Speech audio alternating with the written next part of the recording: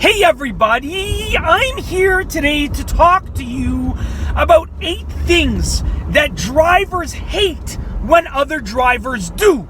In this video, I'll be going over 8 specific things that most drivers hate when other people do these things. Without further ado, let's get right into the video. Number 1, drivers hate it when other drivers don't signal.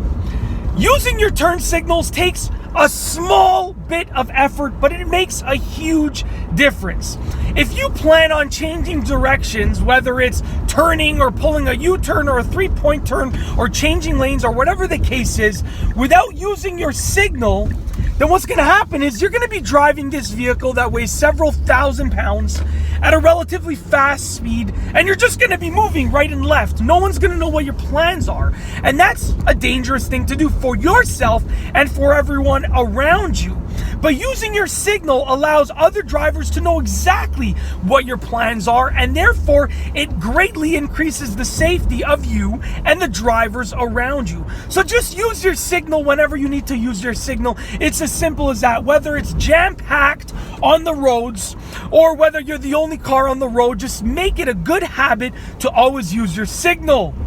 Number 2, drivers hate it when other drivers drive too slowly. Now, there's a speed limit posted on the road for a reason.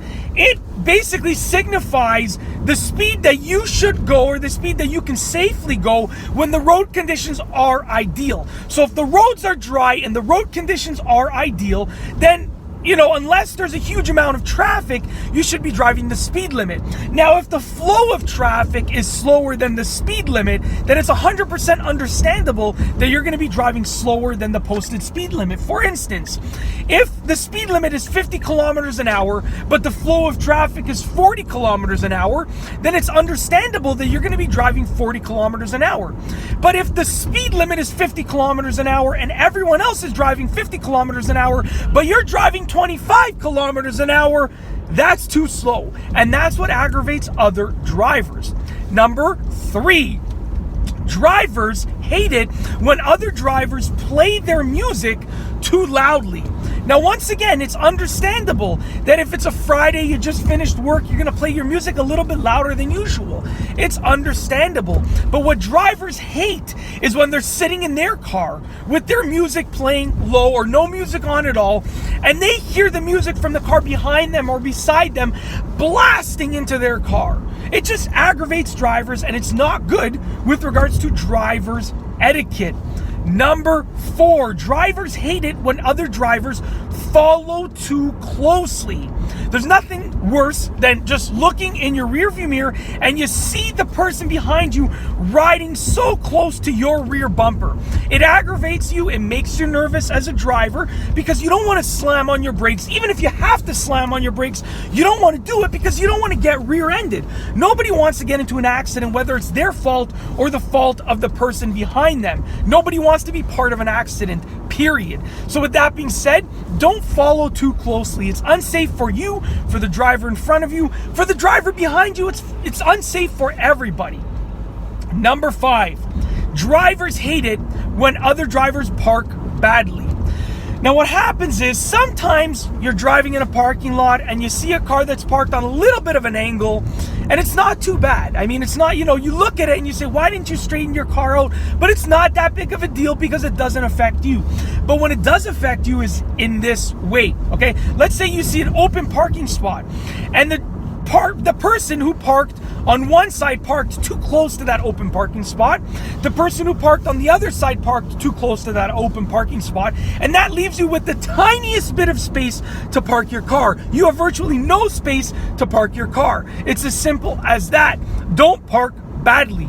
Number 6, drivers hate it when other drivers drive with a burnt out brake light bulb. There's nothing worse than looking in front of you and you see the car slowing down, but you don't have any signals like the brake lights, okay? Whether you're just driving with one burnt out brake light bulb or all of your burnt out brake light bulbs, to be honest with you, it's all the same thing. It always aggravates drivers. It's as simple as that. The moment that you notice that you have a burnt out brake light bulb, go and replace it immediately. And what I recommend is every so often do a little check. When you are, when the back of your car is against a window that reflects whatever is in front of it, press your brake lights and look at that window. And just take a look. Are any of your brake light bulbs burnt out? If they are, replace them. If not, you're good to go. Number 7, drivers hate it when other drivers drive too fast for road conditions. If it's snowing outside, if it's icy, if it's windy, if it's raining, if the road conditions are not ideal, you need to adjust your driving to adapt to the road conditions. If the roads are dry, and if the roads are dry and are ideal, you're gonna drive a certain way. If the road conditions are not ideal, you have to change your driving conditions. It's as simple as that. If you want to be a safe driver, you have to change along with the road conditions. Last but not least, number 8, drivers hate it when other drivers don't clean the snow off of their cars.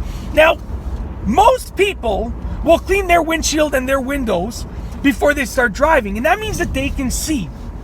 But what a lot of drivers don't do is clean the snow off of the roof of their cars and the hood of their car and the trunk of their car. And with that being said, when drivers don't clean that snow off of those areas, it blows off and blows away into the vision of the drivers around them. So it doesn't affect them, but it affects all of the drivers around them. And that's why it's one of the things that drivers hate when other drivers do. And that's basically it. In this video, I've gone over 8 things that drivers hate when other drivers do. If you like the video, be sure to give it a thumbs up. Let me know what you think down below as a comment. What are some other things that you as a driver do not like when other drivers do? Let me know down below as a comment.